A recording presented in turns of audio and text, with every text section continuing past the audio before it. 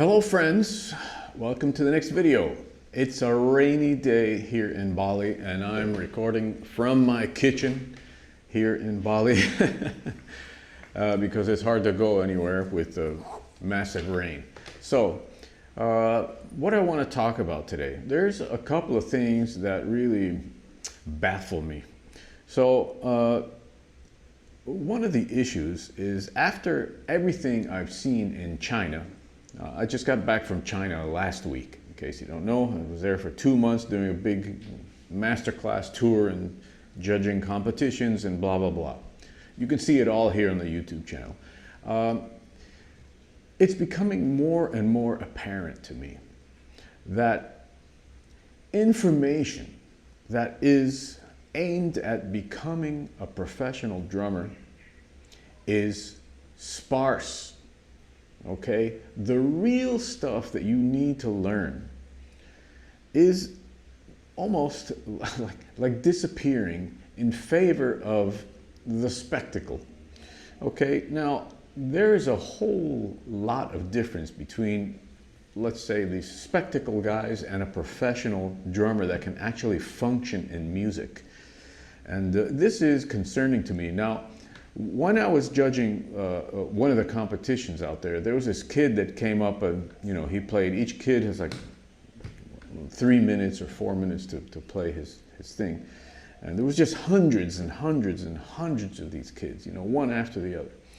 So one of them gets up there and he's like blasting chops. I mean, he was like 14 or whatever, 13, I'm not exactly sure.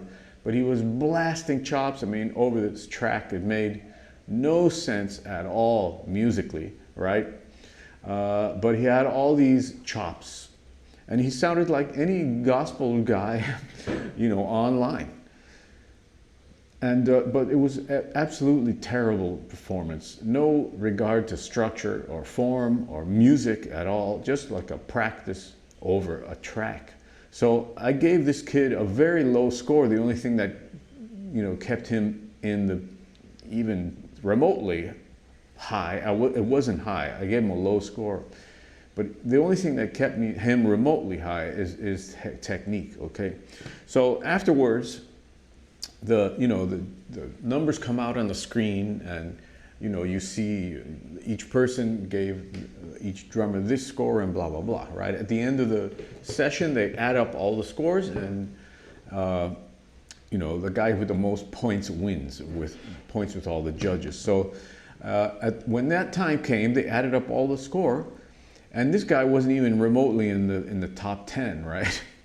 And his mother comes up to the guy who's organizing this whole event. And she starts screaming at him, right? My son is always placed first, second, or third in all these competitions. How dare you, give him a low score like this? And how Phil Maturano gave my son a low score. I saw the scores on the screen. He gave the lowest score of all the judges. I want to know why, right? So I said, okay, you want to know why? Fortunately, I write down everything that's going on in a performance on the computer. I take notes. I had notes on this kid like a paragraph long, right? And I said, okay, you want to know why? Time was terrible. No regard to structure, just playing over the different sections of the tunes, like practice session, not even regarding, so sloppy performance on this part. So I gave her all the details and her jaw was just like open, right? After 2 seconds, she didn't care. She started screaming again, but this time in her dialect language, because in China there's many dialects. So not even the organizers could understand what she was saying. And then the kid, she was holding his hand and the kid starts crying. He starts crying like, "Ah!" like bawling, right? And I'm going, oh my God, man. This is just completely out of control, right? So I pulled the kid over. I said, hey, dude, bro, come over here. I grabbed my translator, who was helping me, and I pull him aside and I sit him down. I'm sitting next to him. And the mother, after like a minute, she comes over. I'm talking to the kid. I'm trying to tell him, what to do next and what he should concentrate on. The mother comes over, grabs the kid, and storms out of the building, right? Now, this was like quite a shock to all the organizers. And because a lot of times, you know, they don't want to upset parents. They just want the parents to pay and be happy, and the kids to be happy. So, I mean, obviously I wasn't the only judge that scored him very low, but I was the lowest. Maybe it's another one gave him like 1 or 2 points more than I did. But this kid was a spoiled, rotten, and he could not accept the fact that he didn't even make it into the top 10, right? This is the attitude that I'm seeing a lot, not only in Asia, in different parts of it, I mean, all over the world. This has been going on for a while. Now, if you think that life is not going to come and kick you in the ass at any period in your life, then you've got to wake up, you know. You really have to wake up and realize what's going on, because the musicians that are great musicians are going to take your gigs every single time. On top of that, there's a dwindling gig scene, you know, really dwindling. With this whole AI thing too, nobody knows what's going to happen. You know, it's disgusting to me because it's not even AI, it's just stealing from everybody and reassembling it. And there should be laws, but whatever, it's a whole other topic. I wonder why, like, people are studying with guys that have never done a gig in their life. They've never been on tour. They've never had any kind of experience with any artist of any level. They're just sitting there in their YouTube rooms doing videos, and people are paying these guys to study. Also, there's a few websites out there that are complete and utter jive. Sorry to say. But people are joining these sites, and then I see them come out of these sites. They come over to my site, and I see them play, and I'm like, what have you been doing for 2 years on this site?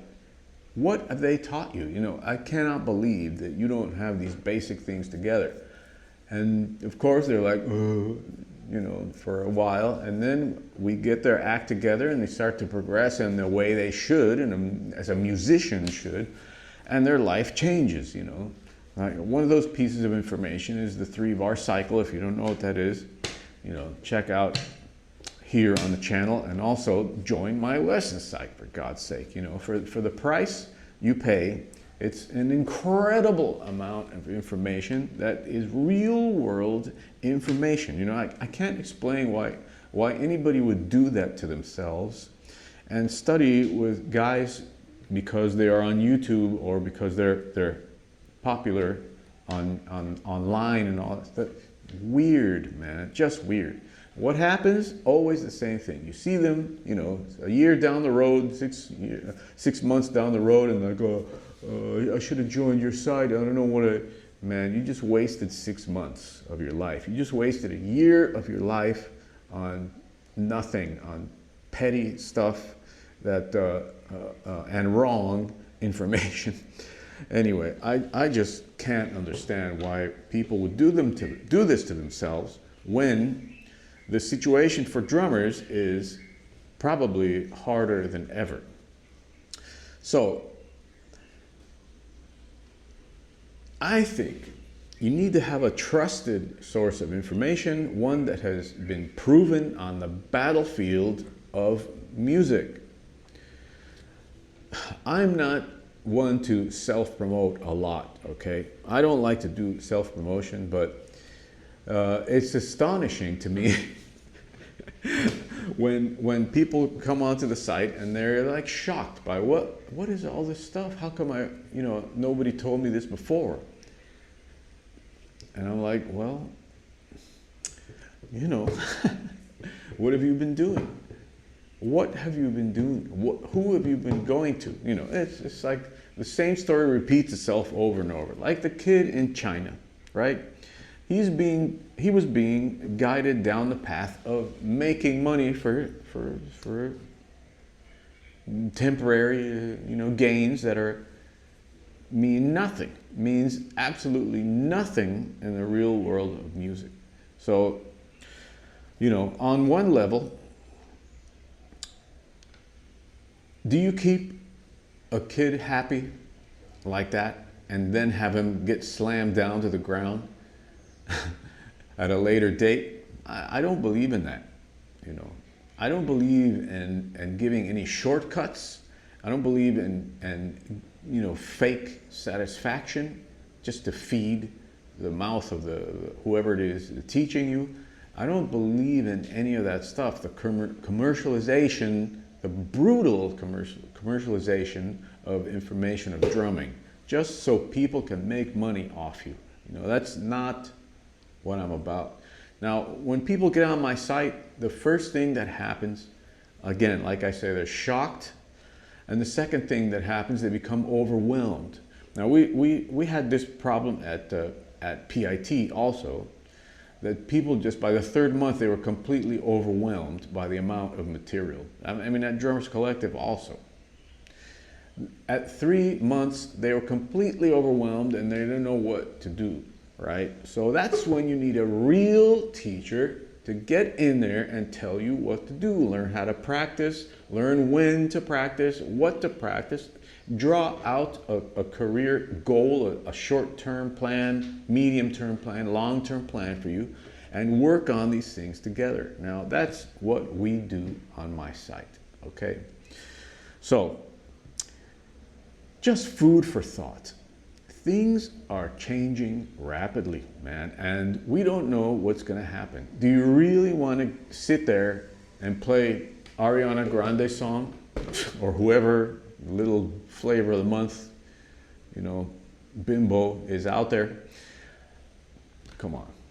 You want to have a good life in drumming? Now, notice I said a good life in drumming because career and life should be the same thing. Now, more than ever, I believe that career and life should be the same thing because drumming is something that grabs a hold of you and never lets go. Never lets go. If you quit in the middle, you'll regret it for the rest of your life. I've seen that happen over and over and over. But if you look at it like a lifestyle, that is another story, and that's where your career comes in, okay? You have to live and breathe this stuff. It's not like being an accountant. It's not like being a lawyer or whatever. You have to live and breathe music and drums. It's the only way. It's just too vast and too difficult.